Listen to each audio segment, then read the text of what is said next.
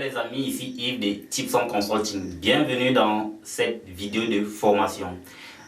Je sais bien que les êtres humains dépendent d'un certain nombre de facteurs pour pouvoir retenir un certain nombre d'informations. Certaines personnes retiennent mieux en regardant, d'autres retiennent mieux en écoutant, d'autres retiennent mieux en notant, d'autres retiennent mieux en faisant les trois en fait. Et je fais partie de cette catégorie de personnes-là. Donc, avant de démarrer, je t'invite à prendre un bloc-notes et un stylo afin de noter d'abord les objectifs pédagogiques à atteindre à la fin de cette vidéo de formation. Une fois la vidéo de formation parcourue, il faudra revenir là-dessus pour se rassurer. Est-ce que j'ai pu atteindre les objectifs pédagogiques de formation de cette vidéo? Si ces objectifs pédagogiques ne sont pas atteints, alors je t'invite à réécouter la vidéo. Mettre pause, prendre des notes. Parce que le simple fait que tu sois en train de prendre des notes, ton cerveau, en ce qui me concerne, retient souvent mieux que le simple fait pour toi de regarder une vidéo ou alors de simplement l'écouter. Rassure-toi que tu ne seras pas distrait pendant la vidéo de formation afin d'atteindre les objectifs. Il ne te coûte rien en fait de pouvoir désactiver ton navigateur, désactiver par exemple ta connexion internet si elle a été chargée, de pouvoir fermer les pages sur les médias sociaux, tout ce qui peut te distraire. Prends ton temps, écoute la vidéo. Je te souhaite bonne formation et surtout, je te souhaite que tu atteignes les objectifs pédagogiques de cette vidéo. Sur ce graphique, nous allons vous montrer comment tracer un support ou une résistance.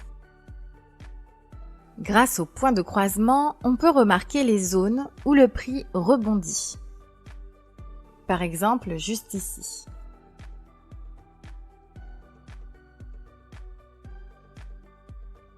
Nous vous rappelons que pour les résistances et les supports, il s'agit plus d'une zone. Nous allons donc tracer une zone en utilisant plutôt une forme rectangulaire.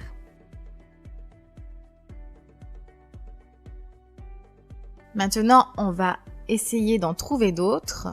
Il y en a plein. Par exemple, juste ici.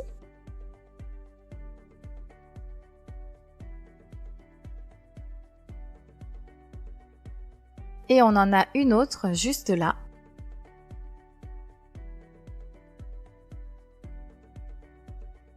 On peut en trouver plusieurs, mais définir les plus importantes suffit. Encore une belle zone ici, juste en haut.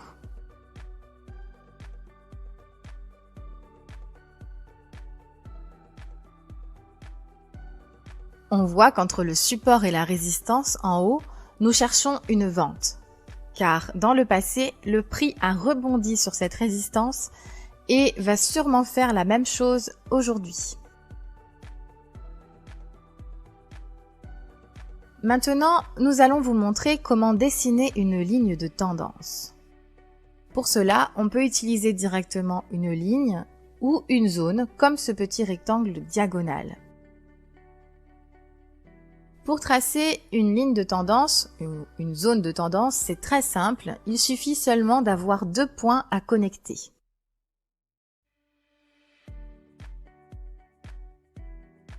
On connecte les deux points et vous voyez que sur cette zone, qui est une tendance haussière, le prix rebondit comme sur un support et ensuite il rebondit comme sur une résistance. C'est peut-être un signe que le marché va se retourner. Voici un autre exemple de ligne de tendance. Donc, on connecte les deux points.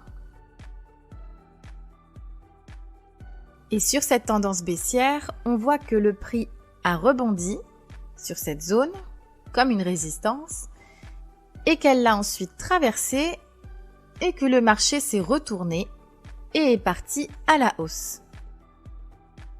C'est vraiment aussi simple que ça. Voici un autre exemple. Nous vous rappelons que vous pouvez utiliser une ligne si vous le souhaitez, mais établir une zone est toujours mieux.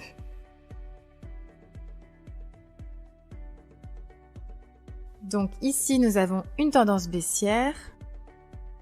Il suffit que de 2 points à relier. Là, ici, nous en avons plusieurs. Et là, on observe que le prix rebondit sur la zone, comme une résistance. Il la traverse et est légèrement remonté, puis a commencé à consolider. Et juste avant, on avait une tendance haussière. Et le prix, on voit qu'il a rebondi comme sur un support. Il l'a ensuite traversé, s'est consolidé, puis est parti à la baisse. Désormais, vous devriez avoir une très bonne compréhension de cette formation. Passez à la prochaine vidéo et n'oubliez pas, vous êtes et vous resterez toujours un étudiant.